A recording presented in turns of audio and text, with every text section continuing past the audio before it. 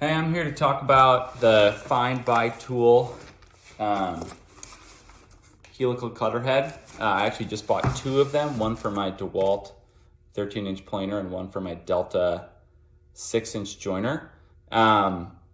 They're basically the same manufacturing quality. There's tons of videos on how to do the replacement. So I'm just going to talk about the quality of the head itself. I'm working on my 6-inch joiner right now. I already took out the old head, word to the wise, taped the old blades and head. I've already cut my finger. And of course I bought a first aid kit, but it's currently at home. Here's the unboxing of the head, and then I'll show it after the fact once it's in the joiner. So here's the box. Came in two boxes, so there's this external box and then this internal box. Really perfectly sized. It's very tight in there.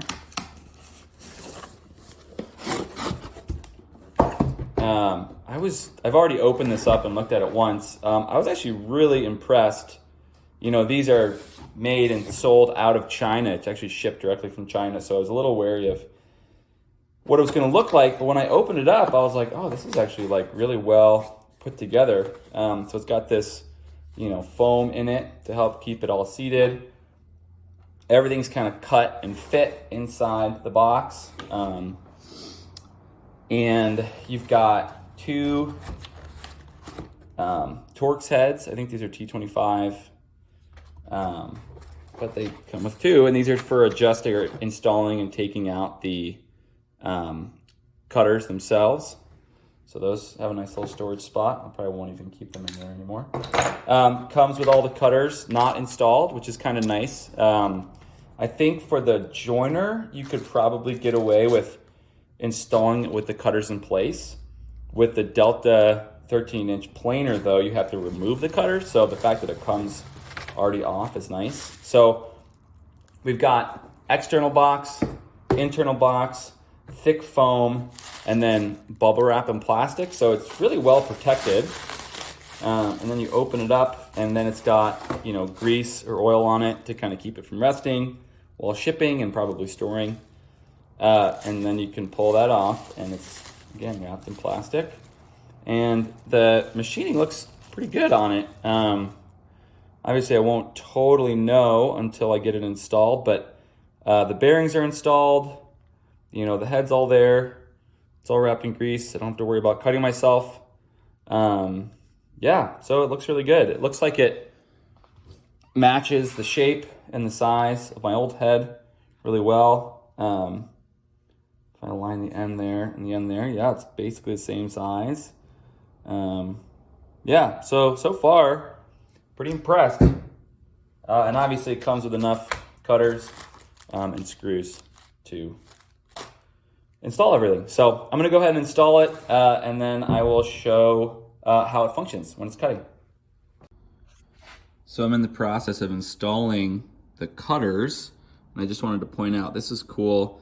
They've actually put paint inside the little labels. So they have a diamond and then a 1, 2, 3, so you can keep track of which cutting blade you use. But it's not just etched, it's actually painted, which is kind of cool. Makes it easier. I thought that was a nice attention to detail. Always good to see that stuff. Here's the head in place. It's got these, it's painted this black, and then it's got this wear. I don't know what that's from. I don't think it'll affect the actual cutting, but or the seating of the blades, but it's kind of something I noticed. Now I'm going to go through and try to install them. I just wanted to show how these were seating. They're actually sitting fine. Obviously, I won't probably be able to fully tell until I do a cut, but they just sit right there. The back edge rests against the sort of back edge of the little slot platform that the blades sit in. And then I've been putting some blue thread lock on there just to make sure they stay put.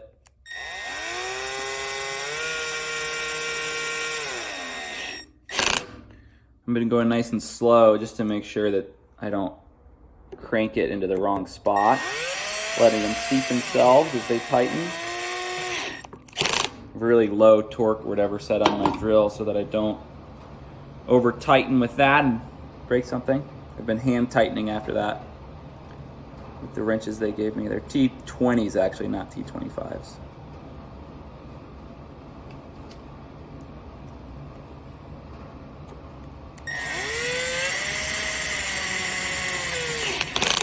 It's probably too much thread lock, but it's just a drop each, so it kind of squeezes out.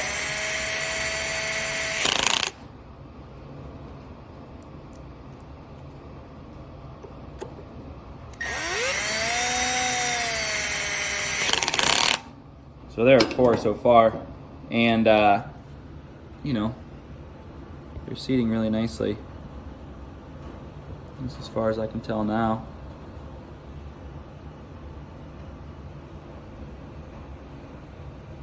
I suppose I could run a straight edge along the front of the blades, but I'm not sure with the curve that they have. I'm not sure that that would work super well to measure that, but we'll see how they cut. So I'm not sure if I over tighten this. I've just been using the wrench they gave me, you know, putting a decent amount of pressure with it in this sort of like longer torquing range. But about 10 seconds after I fully tightened this one, I was working on this last one, this broke off. So that's interesting. That's what it looks like on the inside. So luckily they give you, there's 2 extras with this specific, I'm gonna put it right here. So I have 2 extra inserts here. So it's not that big of a deal, but yeah, I don't know if that bodes well for the longevity of these carbides, or these bits, so interesting.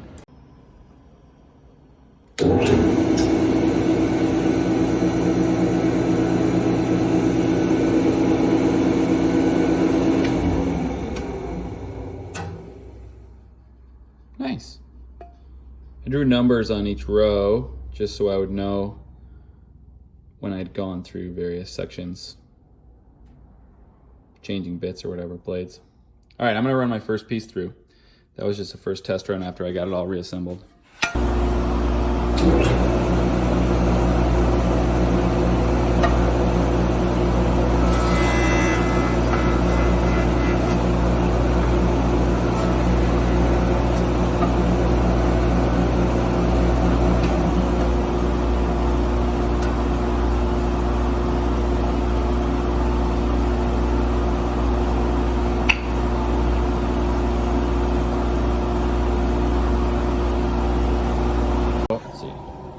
So my first little bit of troubleshooting is that now the blades are beneath my outfeed table. Not by much, but obviously by enough to stop the wood. So now I've got to figure out a way to raise this bed, lower this bed so that this can continue to slide. So, figure that out.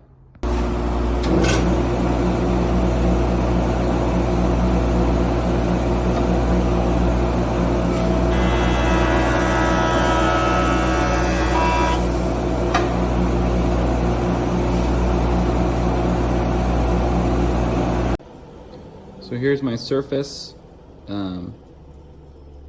Seems like it's cutting really well. It's a little hard to tell if those lines are from the different blades or what, but yeah, I think it's cutting really well. It's certainly quiet. Yeah, I have some fiddling to do. It turns out this side is slightly lower than this side, but that has nothing to do with the cutter head. I had that same problem when I had my straight blades on there, but the adjustment was within the cutter head. So I have to do some research on how to see if I can raise this side up. I mean, maybe it's putting shims under this piece, or maybe it's something else. But this cutter head and the blades themselves seem to be doing fantastic, so I recommend.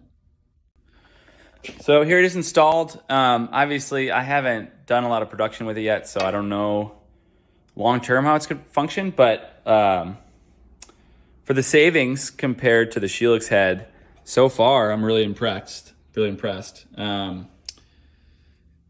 Yeah, the machining looks good, and we'll just see how it lasts long-term. So good luck if you decide to get one of these.